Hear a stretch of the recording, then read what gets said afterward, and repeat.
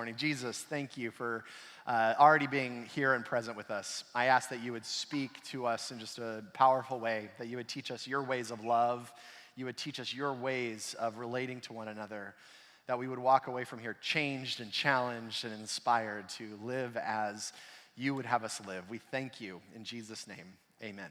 Amen. So we are in this conversation called Love Thy, and right in the middle of it now. And last week we talked about loving our enemies, and I asked you to consider that your enemies aren't just horrible, terrible, no good, very bad people with horrible intentions, but they're people who have actually simply forgotten who they are. They're people who have lost the idea that they are image bearers of God and that they have lost sight of holding on to them, and that we are called to be those who do not seek revenge and who do not repay evil for evil, but we are those who are called to remind our enemies of who they are and remind them of who they're called to be in the world around us. And we do that through this radical decision to love, even in the middle of the chaos that they're creating around us. And that we are called to not just take a neutral stance, but we are called to feed them when they're hungry and to give them water when they're thirsty and to not seek revenge, which is probably the hardest part of the whole thing, right? And we talked about how God says, like, give me room for my revenge in those moments. And we like that part. And then we talked about how when God gets revenge, it's rarely like a thunderbolt or a smiting of some sort, shape, or form.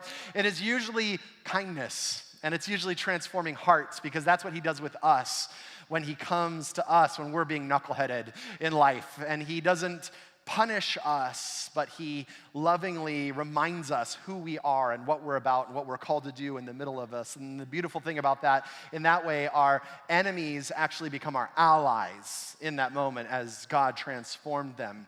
Now, as strange as this may sound, I actually don't think our enemies are the hardest people to love in life. That may sound really odd. Like, who else could be this unlovable in life besides the people that I hate the most, right? See, because here's the thing. We at least know that we're supposed to love our enemies. Like, even if you haven't been around faith that much, you're kind of like, okay, I get the idea. Love your enemies. Do good to those who hurt you. At least that sounds good. And the other thing is, like, we as human beings generally don't like the feeling of burning anger within us, and so we will do anything to alleviate that experience, even if it means like releasing, forgiving, letting go. The unfulfilled revenge that's in us, we seek to alleviate that in some way, shape, or form. And so there's at least some inertia to work with when it comes with our enemies to redirect it in some way, shape, or form. And while we may not do it well, we at least tend to bend in that direction of releasing in that. But I actually find a group that is harder to love than even our enemies. And those are the people that we've simply deemed unlovable, AKA annoying, AKA different, weird, odd, not our preference, not anyone's preference. You know those people, right? Don't act like you don't know those people. You're all quiet out there like, that's not me. I don't have anyone that's annoying in my life. But you know those people that when we're at a gathering, we see them and we're not like, I hate them, but you're kind of like, yeah, we're going to avoid them, right? You're at a party and you're like, hey, how's it going? I hope we don't ever have to talk the rest of the evening. And we have all kinds of judgments about the person over there. You deem them whatever it may be. You deem them too needy, too much, overly talkative, arrogant, strange. Not a sin. These aren't sins necessarily, right? These are just those things that when people demonstrate these characteristics, you're like, really? Is that how you want to live your life over there? And you just prefer not to be around people like this. And so I'm gonna call these people the unlovables in our life.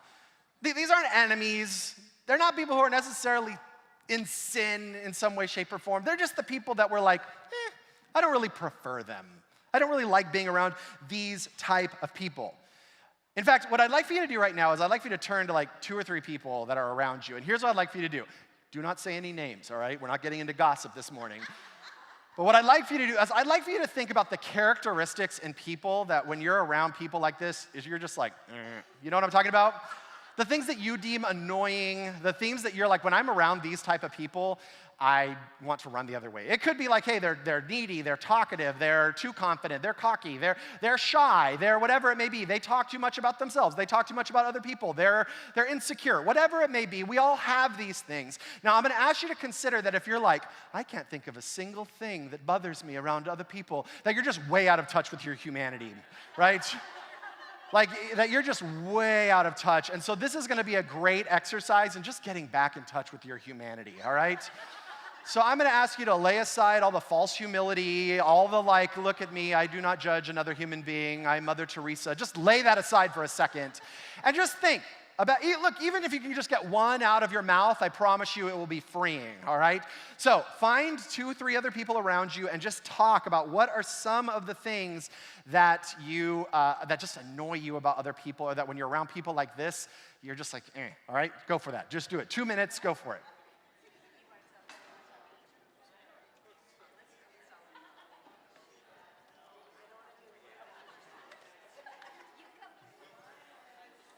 No names, all right? If you're online, you can type it in the chat there. Type in some of those characteristics that you just find annoying.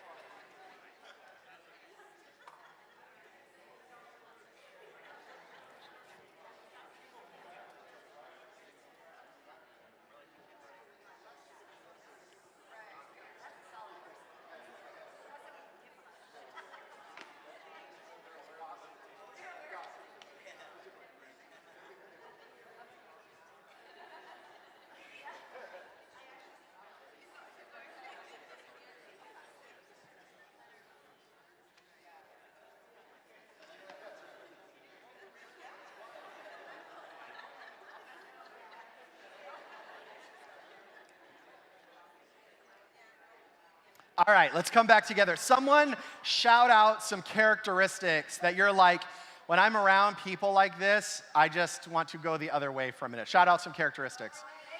Overly what? Overly religious. What else? Negative. Brown nosers. Victims.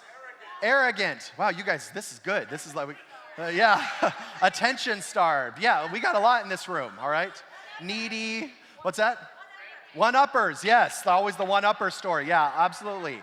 All kinds of characteristics that weren't, look, these aren't sins. They're just like, I don't prefer when I'm around people like this in some way, shape, or form, all right?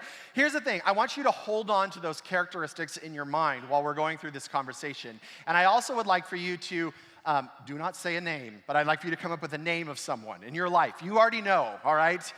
Again, don't act like there's no one in my life. Just think of that person that you're like, look, you know, when I'm around them, I just prefer to not be near them, all right? So think of those people as we move forward in this conversation, because there's actually a specific word that the scriptures use to describe these characteristics that we deem as annoying, as odd, as not preferable in some way, shape, or form. And it's found in Matthew 7, 1 through 5. And this is what Jesus says to us about this. He says, do not judge, or you too will be judged. For in the same way you judge others, you will be judged, and with the measure you used, it will be measured to you. Why do you look at the speck of sawdust in your brother's eye and pay no attention to the plank in your own eye? How can you say to your brother, let me take the speck out of your eye, while the whole time there's a plank in your own eye? You hypocrite. First take the plank out of your own eye, and then you will see clearly to remove the speck from your brother's eye. See, it's our judgments that oftentimes get in the way of us loving that person over there that we have deemed unlovable in some way, shape, or form. Now, again, some of you may say, I'm not judgmental, and we avoid even that conversation or idea like the plague. I'm just going to ask you to consider this morning that to be human is to have these judgments. Like, you can't get away from this. That again, if you're out of touch with this, you're just out of touch with your humanity. That the reason why Jesus even has to bring this up, because he's not saying, if you judge, he's saying, do not judge because you're already doing it, right? So Jesus isn't even like scolding you. He's just saying like, hey, please recognize this so that when you're doing this, you can stop it in some way, shape, or form. And they are to fill in the blank, they need to, they should, all of those things. In fact, our judgments often sounds like they should do this or they shouldn't do this, right? They shouldn't be this needy. They shouldn't be this annoying. They shouldn't be this one-upping. They shouldn't be this brown-nosing. They should be more confident. They should speak up more. They should give other people a little more room, whatever it may be. And so we find ourselves in this conversation around what others should be or shouldn't be in there, and it turns into this space of judgment, and it's usually connected to our preference around how we want other people to show up in life with us and for us. And here's why I think that it's so much harder to love these people, even harder than our neighbor. Obviously, loving our neighbor is quite easy. It's just getting over the fear around actually starting the conversation. It's easier than loving our neighbor because it requires intention to work on our neighbor, and so we're like focused on it, and we're saying, all right, I'm gonna give some energy and attention to really focusing on loving my neighbor. But loving the unlovable, I think that it's the hardest because when we find ourselves there, it breeds something inside the human spirit that is poisonous and it's invasive and it's really, really hard to get rid of. And that's called apathy. Yeah, that's right. Then when we're around them, we don't want to attack them and we're not necessarily drawn to love. We're just like, yeah. And it's the apathy that is so hard. Because what do you actually do with apathy? There's no movement, there's no inertia, there's nothing to work with when you find yourself over there. So we can ignore them and say, well, I don't hate them, right? I don't hate that person. In fact, they're really nice, right? They're nice people and we're cordial. And the problem is that cordial gets in the way of our willingness to love those people and to enter into a space where we say, yeah, I'm willing to actually sacrifice for this person over here and give myself. Meanwhile, we avoid, we neglect, we distance ourselves from those people. And these could be people in your family. These could be people at work. These could be people in your humanity group. These are just the people that you've just decided, I don't really want to spend that much energy on you over there because you're too fill in the blank or you're not enough fill in the blank. And look, like I said, we all have these preferences. We all have these judgments at times. That is human. It's our choice what we do with them. Whether we live in them and actually live in judgment, or if we notice them and release them so that we can get past them to step into love.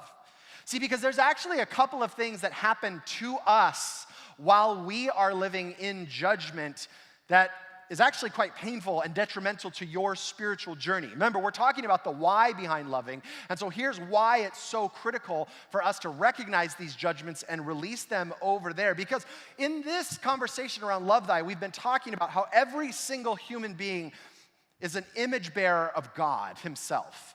That they hold within them a slice of the DNA of God. And when we interact with them, we're interacting with that piece of God over there in some way, shape, or form. In many ways, this is why God needed 7 billion unique human beings on the planet. That he didn't just make a prototype and turn us all the same way, but that he created each of us unique with different personalities and different looks and different interests and different desires and different passions because he needed 7 billion people to represent all the diverse aspects of who God is. That every single one of you are created uniquely to demonstrate that unique characteristic of God that he placed inside of you to give to the world. And God makes himself known through people. So when we decide to look at another human being and decide that they aren't worth loving because of my preferences over there, what we're also saying is that the image of God inside of them is not worth knowing. That aspect of who God is that resides over there in that person, I don't really prefer that part of God. I don't really like that part of God. I don't really want to know that part of God. In fact, that aspect over there of God is annoying in some way, shape, or form. And so we're actually not just saying, I don't want to know you. We're actually saying, God, I do not want to know this part of you. I didn't want to get engaged with this person over there. God, I would actually prefer that you would be different to suit my preferences over here in some way, shape, or form. So now, not only am I in judgment of that person, but I'm in judgment of God. And I miss out on the experience of this new characteristic of God in my life that I get to engage every single day. I mean, how many of you would say at some level in your spiritual journey that knowing the fullness of God would be important to you? Like, hey, I would love to know the fullness, the breadth, the depth, the width of who God is in some way, shape, or form. If that's something that you're like, hey, I'm up for that, then releasing these judgments, these preferences, is actually a critical step in saying, hey, you over there, you image bearer that has the gift of bearing this image of God that I deem as unlovable. I get to release this so I get to experience the Christ that lives in you, the God that lives in you over there, to experience who God is in that space. So releasing these judgments doesn't just only release you to love that person, it releases you to know the fullness of God through that other person over there. See, at the end of the day, when we deem someone unlovable, what we're saying is that God and others should be the way that I prefer them to be. That God, I don't think you understand. This is not the preferable God that I want, right? If you could only be a little less needy, if you could only be a little less usurping, if you could be only a little less unconfident over there, that would be nice, right? I mean, how many of us, at the end of the day, we want our spirituality like Burger King, your way, right away, right? It's like if God and others could just get with the program over here, they would understand how good life could be in some way, shape, or form. And then we're frustrated when God and others don't show up that way. And then when they don't deserve my love over there, what we're actually saying is, God, you don't actually deserve my love over there in some way, shape, or form. And then the scriptures say that the measure that you judge will be the measure that you are judged with. Now, here's the thing. I don't think this is some weird spiritual principle where God is like pressing down his judgment on you. Like if he's like, if you're 60% judgmental, I'm going to be 60% more judgmental with you, right? So I don't think that's what Jesus is informing us of here. It's not like some weird principle that exists in the ether out there, that when we judge others, God ratchets up the judgment scale on our own life. Here's the thing. I just think that when we look out at the world with critical lenses, when we look out at the world through the lens of our preferences and say, only people who live within this box of my preferences get to be in my life in some way, shape, or form, we automatically see ourselves through the exact same critical lens. That when you look out at the world and you are looking at how can I criticize all the people around me for what they aren't and what they should be and what they shouldn't be over there? Guess what? When you look down at yourself, you are looking at yourself through the exact same lens. And so we are actually the ones that heap judgment on ourselves in that same way. I talk to people all the time when I'm coaching them and they say, I'm really hard on myself. I'm so hard on myself. I have all these impossible standards and I talk to myself poorly and I'm down on myself. And then I'll ask them this inevitable question. Do you imagine you treat others the same way? Oh, no. I have so much grace for other people. I just give. And I never, ever take in the middle of that. But see, here's the same thing that's in reverse over there, is that when you are in judgment of others, you are naturally in judgment of yourself as well. Because it's the same lens through which you see the world over there. And because there is a clear way that everyone around you is supposed to be, that you're supposed to be like this, and you're supposed to be like this, and you're not supposed to do that, and that's not the characteristic that you're supposed to have over there. When we look down at ourselves and we see all of the characteristics that we're not supposed to be, and all the things that we should be, we double down on the judgment with ourselves. And so if you'd actually like to relieve yourself from some of the self-judgment that you live in, it's our responsibility to release those judgments back to God and say, hey, I would love for you to take these from me. Not only so that I can love my neighbor over there, but that I'm not doubling down on my own self-judgment over here in some way, shape, or form. So the more you live in judgment, the more judgment you heap upon yourself. And then there's this whole bit about specks and planks in eye, which I don't know how people get wood in their eye, but a lot of people apparently do, right? But Jesus is using this metaphor, sounds incredibly painful in here. And Jesus tells us, look, before you decide that you're gonna go take that splinter out of your neighbor's eye over there, before you decide that you're gonna go over there and change that person, because how many of you have done that? You deem something annoying in someone that you are stuck with in life, like a spouse, or like a friend, or like someone you're in a humanity group with, and you just think to yourself, if I could just change them, this would work, right?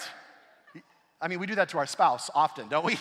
If I could just transform this aspect over there, if I could just mold you into my preference, then we would get along and there would be love that would flow and everything that would work in that moment. But Jesus says, hey, before you go about taking out the speck in their eyes, why don't you take a look at the 2x4 that's stuck in your own eye?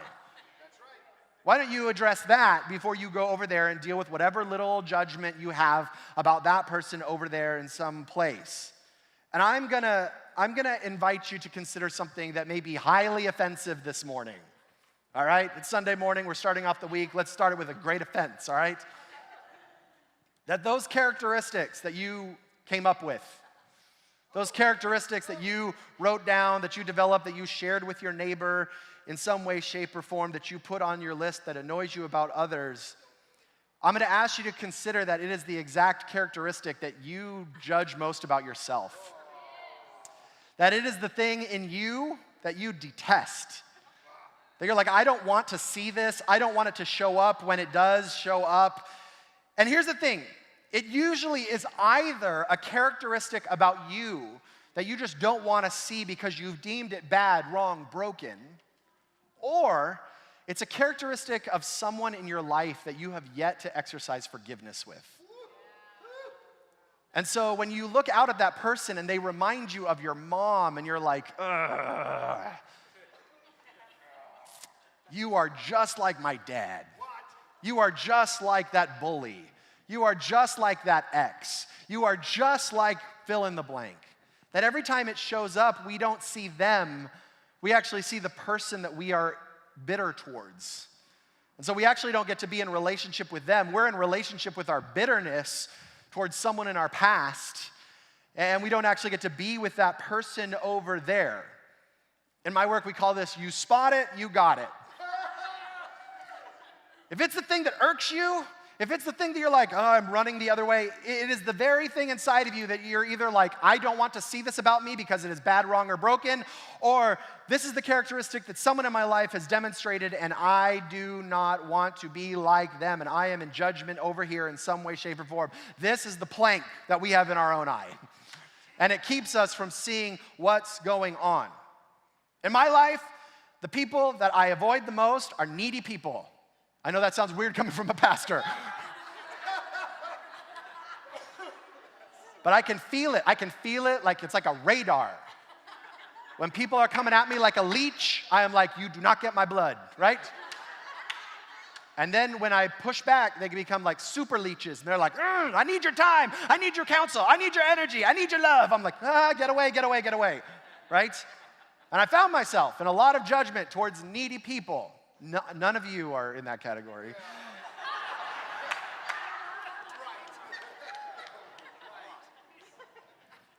But I found myself, whenever someone was in that space, especially like we were at a party or something, someone, can we talk? I'm like, oh, here we go, right? Can we just listen to the music and eat pizza and watch the movie, right? But one day I just thought, okay, Nathan, let's examine this, right? Why is it that needy people are just the thing that irks you? And what I realized is that I don't actually like seeing when I have needs at times. I don't like it when I have real needs that require me to humble myself and to go to someone else and say, hey, I am in need, and I cannot do this on my own. Would you help me over there to get through whatever I need because I am incapable of my own? And I noticed that I was judging my own need for other people. And so I was unwilling to see it in myself. And when people came to me with their needs, all of a sudden I was like, ew, right? You mean you have a need? Gross, right? Because I just didn't want to see it myself. I didn't want to engage it. I didn't want to touch it. And the second that I was like, oh yeah, I forgot, I'm human too. And I actually have needs. And I actually need other people in my life to engage life to its fullest. I was able to pause and go, oh yes, this is what being human means. And then there was so much more empathy for other people when they had needs too, when their needs show up. And it didn't become the plague, it became an invitation into relationship. Now here's the thing, that still pops up all the time. That's still, when someone comes at me, my knee-jerk reaction is like, push it away. Don't let them get your blood. If the leech gets on you, you're gonna have to burn them off, right? But the second I'm able to go, Nathan, hold on.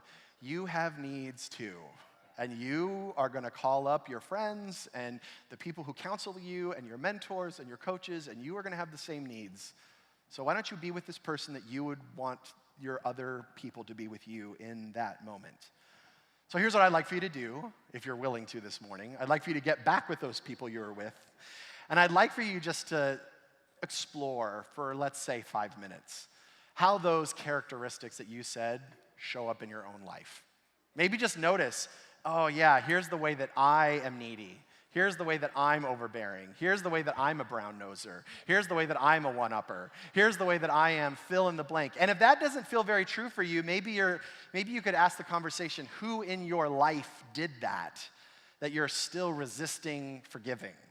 That you're just like, oh, that was my mom, or that was my sister, or that was my best friend, or that was my ex. And so every time I'm with people like that, that resentment rears up, all right? Now, you can go as deep or as shallow as you want. You don't even have to speak this morning, but go ahead and get back with your people and just share. How does this show up in your own life? And maybe if there's someone in your life who you get the opportunity to forgive every time this shows up. All right, take a few minutes and have a conversation with one another, and we'll come right back.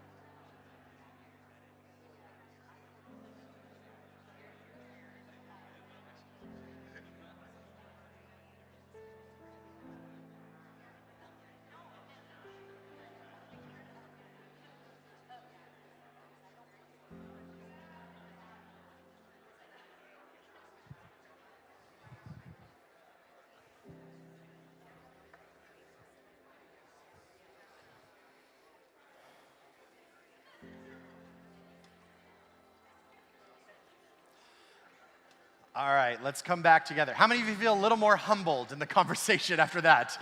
All right, good. And this isn't, again, to heap more judgment on yourself. Notice if now you're like more self-judgment. Now I'm a horrible person and they all suck too. That's not what this is for. This is just to notice how this becomes a cycle that we find ourselves in, that the measure we judge others is the measure that we have judgment back on ourselves in the middle of that. Now here's the other part of this conversation around judgment. Have you ever seen people with those t-shirts, and sometimes, unfortunately, those tattoos that say, "Only God can judge me"? Ever seen that before? Some of you may own one of those t-shirts. Some of you may own one of those tattoos. It's going to be a very bad moment for you right now. Because every time I see one of those t-shirts or one of those tattoos, I just want to go up to them and say, "Too late," right? In fact, I'm judging you right now. What are you going to do about it, right? I'm judging your shirt and I'm judging your tattoo. What up, right? Because that's just like a silly idea. Only God can judge me, right? Like here's the thing. Judgment is a natural part of being human, like I said before. And in 1 Corinthians 2:15 through 16, this is what Paul says to us about judgment. It says, "The person with the Spirit makes judgments about all things." Huh? Wait, what happened to the do not judge, right? Do you ever read the Bible and you're like, which one is it, right? Like, am I not supposed to judge? Or am I a person with the Spirit who judges all things? Which one do you want from me, God? I don't know about you, but sometimes I read the Bible and I'm like, this is extremely confusing. It seems like you're saying two very different things in the conversation here. Now, there's a lot of conversation these days around we are not supposed to judge. And what does that mean? And what does that look like? And how that engage? And the scriptures are actually full of passages calling those of us who call ourselves Christians to judge, which is odd, right? You would think that would not be the case if Jesus was like, "Do not judge." And then there's all these other passages like this one that says the person with the Spirit makes judgments about all things. Very confusing. And then Paul continues. "But such a person is not subject to merely human judgments, for who has known the mind of the Lord so as to instruct him? But we have the mind of Christ." See, if you are a follower of Jesus, you are actually called to live a life of judgment. Now, do not go away. If you're online, do not click out of here because you need to know the next part of this. Because there's a very particular kind of judgment that we are called into.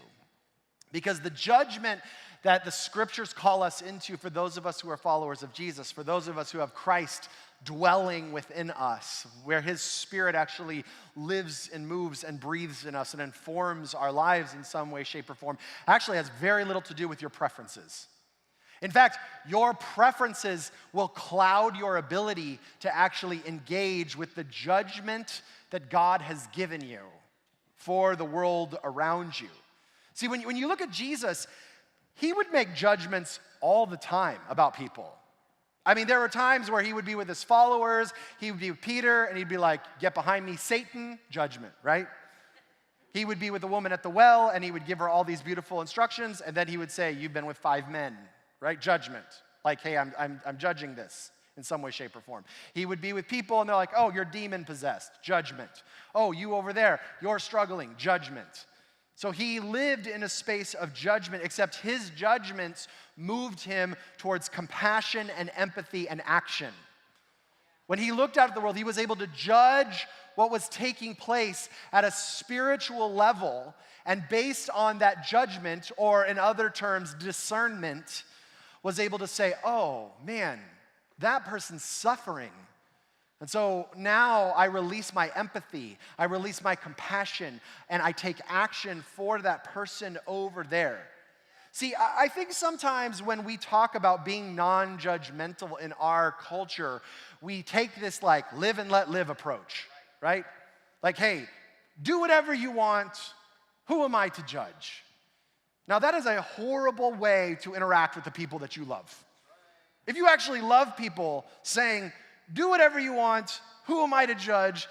actually will guarantee the destruction of the people that you love around you in some way, shape, or form in the middle of this. See, when living in the spiritual discernment of Christ, it looks like taking our judgment but saying, is this person about to run their life off a cliff? I need to jump in here. Is this person making decisions that is going to lead to a very unhealthy future over here? I need to judge this and step in with empathy and compassion and movement. Is this going to end up in complete breakdown and mess? It is actually my responsibility to judge what is taking place right here and to step in and to have some care for this other person, to say, I love you enough to step into this. I am so moved to empathy, compassion, and action. I am so grateful for people in my life who judge my life in some way, shape, or form, not with their own human preferences, but with the mind of Christ, and step in, intervene, and say, hey, I love you enough to allow you to go down this path, at least without some type of conversation, at least without some attempt at intervention, at least without some attempt to get your attention before you run your life off a cliff. Now, after that, it's up to you, but I have to give you this judgment because I love you too much to step into that. I remember when I was first working in Los Angeles with our mother church, Mosaic, and I was on our creative team. That was my first role, working with our artists in Los Angeles specifically. And about 2 times a week, I got to drive into LA and show up to these meetings to talk about our creative teams. And every time I was there, none of the information applied to me. And I was always frustrated every week. I was like, why did I just drive to LA in an hour of traffic, and I sat in this 2-hour meeting, and then I have an hour of traffic back, and none of this applies to me whatsoever? And so I found myself getting a really bad attitude about this. In fact, I was really upset that I had to come every week. And then I noticed that I was conveniently getting sick on the days that we had meetings. Or I would conveniently forget about it, or I had a doctor's appointment that I scheduled at that exact same time, or I had a Zoom meeting that could not have gone any other moment but that moment, so sorry I couldn't go to that meeting. And I remember when my mentor at the time and my leader, my boss at the time, David Arcos, he said, hey, Nathan, can we get breakfast? And I said, yeah, let's go get breakfast. This is great. I thought this was going to be an opportunity where he's going to say, all right, let's talk about all the things you want to talk about.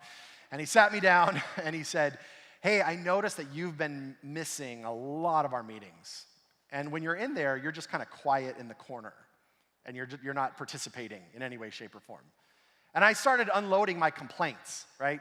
I started unloading all of the well, none of this applies to me, and I feel like I drive all the way down here, and it doesn't really apply to our campus, and what's going on with me, and I just think it would be best served if I had my own meeting with you, and maybe you could just tell me what's going on, and I could give you some ideas, and we could bounce those things off so that I don't actually have to drive down here, be a part of this meeting, and do all that stuff.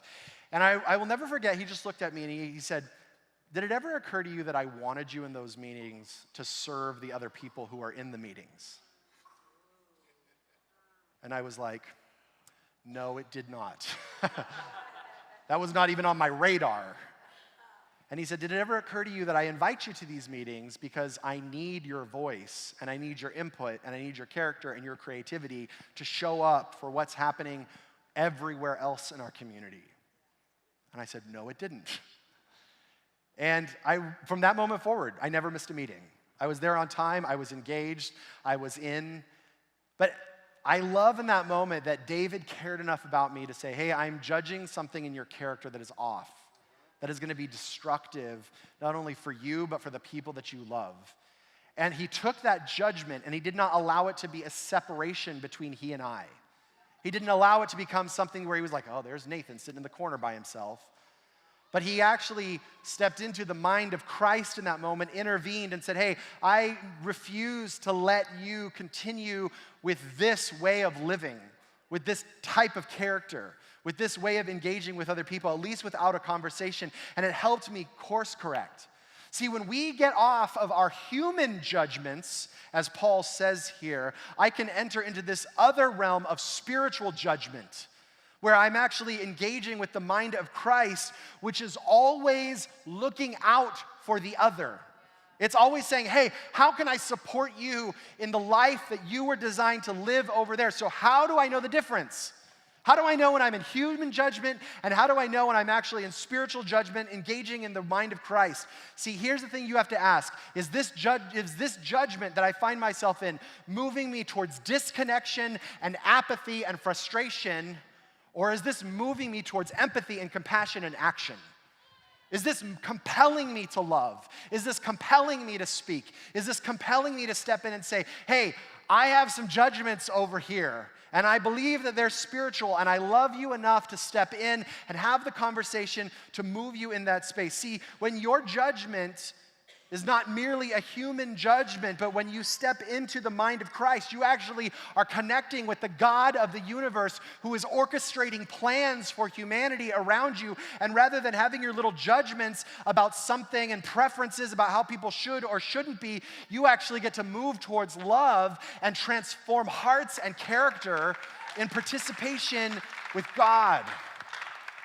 And this is the power of love. It moves you out of apathy and into empathy, and it will allow you to transform the world around you. See, love your neighbors, love your enemies, but also love those who you just deem unlovable, that are hard to love, that you would prefer not to love. And in this, not only will you experience new aspects of God that you have never experienced before, that when you look at that person over there that you deem unlovable or unworthy or too much or too little or they should or they shouldn't, what if we just ask the question, what is the characteristic of God over there that I'm missing, that I don't get to see on a regular basis, that this person is the gift that I've been needing to see this over there, that I've been resisting of God? Or it's the opportunity that's calling me to forgive the people in my life who have shown up in ways that I would have never wanted and never preferred and did not like. And they are just another gift from God saying, forgive, set yourself free, no longer be held captive by this. And then we get to be released into this new way of living in spiritual judgment, taking on the mind of Christ to support the people around us into the abundant life that they were designed to live in. See, this is the radical way of love that Jesus demonstrates. Because the fact of the matter is I would imagine that when Jesus looks at me, there's all kinds of characteristics that he's annoyed by. I imagine when God looks at me, he's like, what a knucklehead sometimes. And I would imagine the same is true for you. And yet he chooses to bypass all of his preferences and to sacrifice and love over and over and over again. This is the radical way of love that we are called to live in. Let's pray. Jesus, I thank you for the way that you've loved us so unconditionally. That your preferences and the things that you would like to happen and the things that should or shouldn't happen in our own lives, that you just bypass all of those and just say, I love you, I love you. I thank you. It is so beautiful to be recipients of that type of love, to be recipients of an unending love that is disconnected from any but in that. May we be those who look out at the world through your lens, God. Even this week, as we move forward, God, I ask that you would bring to mind those people that we've written off, that we've deemed unlovable, those people in our lives who aren't enemies, they're just nice people. And God, would you teach us to press past our own preferences? God, I have a sense in the room that this may even be some people's children. This may be some people's spouses, moms and dads, best friends, people that we used to call best friends that we've just drifted apart from. God, I even ask this week that you would redeem and restore relationships that were once meaningful to us, but we've allowed our preferences to get in the way. We've allowed our judgments to get in the way about the way that they should or shouldn't be. God, just teach us to love. And might we experience you in a new way as a result of that. And this morning, if you're here and you have not yet connected to Jesus, maybe this is a brand new conversation. You're like, man, I can't even fathom loving this way. You can only do it if you're connected to Jesus. It's only in a relationship with him. And so I'd love to give you the opportunity to step into that relationship with him this morning.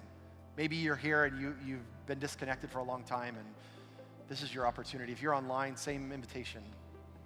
So if you're here this morning and you're like, man, I want to connect to Jesus for maybe the first time or the first time in a long time, would you just mind looking up at me? No eyes looking around, anything like that. If you're online, you can just click that button that says, today I choose to follow Jesus. And if that's you, I just want you to pray this prayer with me. They're not magic words. You can just pray it in your heart or your mind if you want. You can say it out loud if you want.